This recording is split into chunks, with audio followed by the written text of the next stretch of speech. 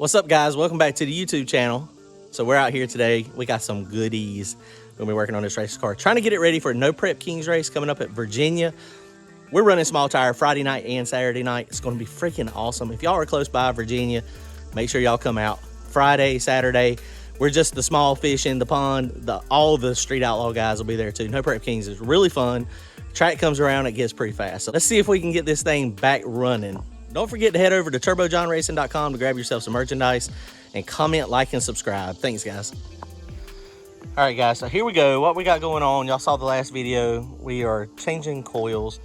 I got me some new coil brackets. The brackets that I had would not work, but so we got these smart coils from Randy when he's upgraded to the MSD 600. Real easy to assemble. I got me some new coil wires. We're replacing those old 7-year-old plug wires.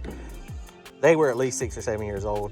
So I got some MSD ones, and we were just looking, you know, these things were mounted to the valve covers before, but that's a lot of heat. I've got them back here, and you know, that's just, these coils are a little bit bigger than the D585's, so it's probably not the best place. So I've got a couple options.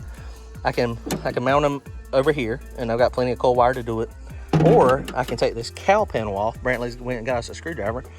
And so we're going to take the cowl panel off and see if we can mount them under here. And if my coil wires are long enough, or the spark plug wires, if they'll reach all the way up, then man, up there might be the spot.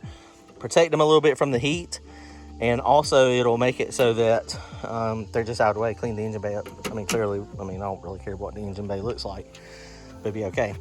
So now something else, this is the big wire kit. Looks like a hot mess coming with the coils when you buy a kit. But one thing that is problematic with these things is the little labels come off.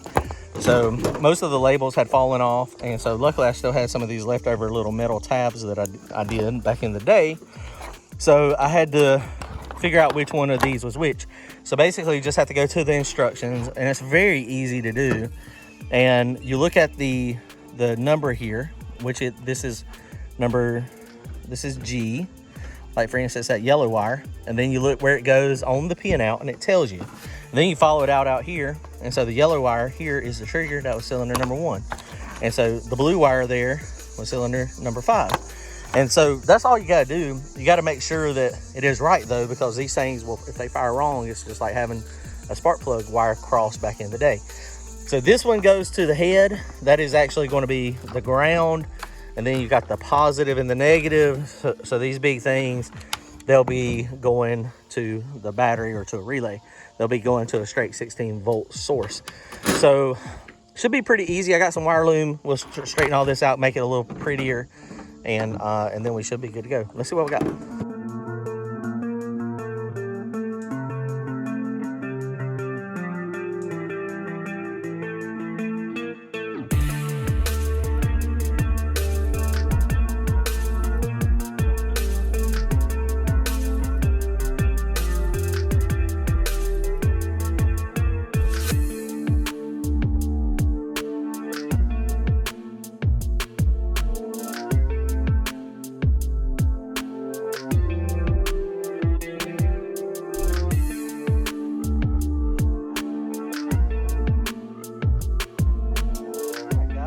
I think we come up with a good solution.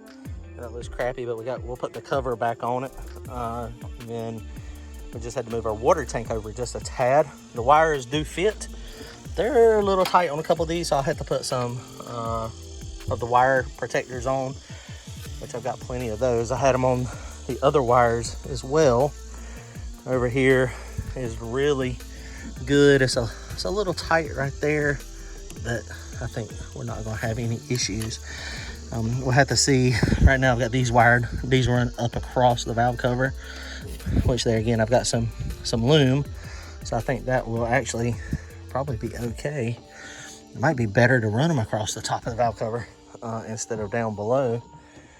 Honestly, we'll look at them when we get the valve covers on it and see what it looks like will be the best.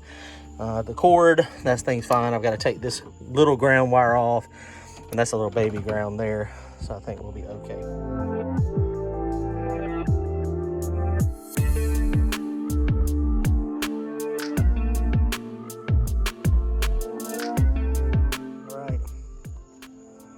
All right, guys. Well, that's going to wrap it up today. I think we're mostly done here. I got a few things to do.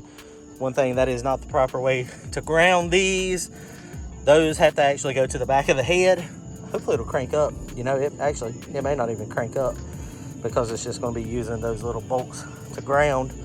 But I'm going to just try to pull it in a trailer. It's about to rain, so it's lightning all around us.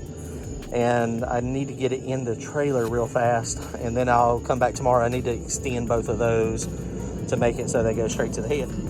But overall, everything went pretty smooth. I'm pretty happy with the way this stuff, you know, lined out. I mean, the wires are all off of the headers down below, with the exception of this one. So I need to put a wire loom on that one. I mean, it's not actually touching the header, but I'm gonna put a wire loom on it just in case. But all the other ones are good. So overall, guys, I'm pretty happy with the way that turned out.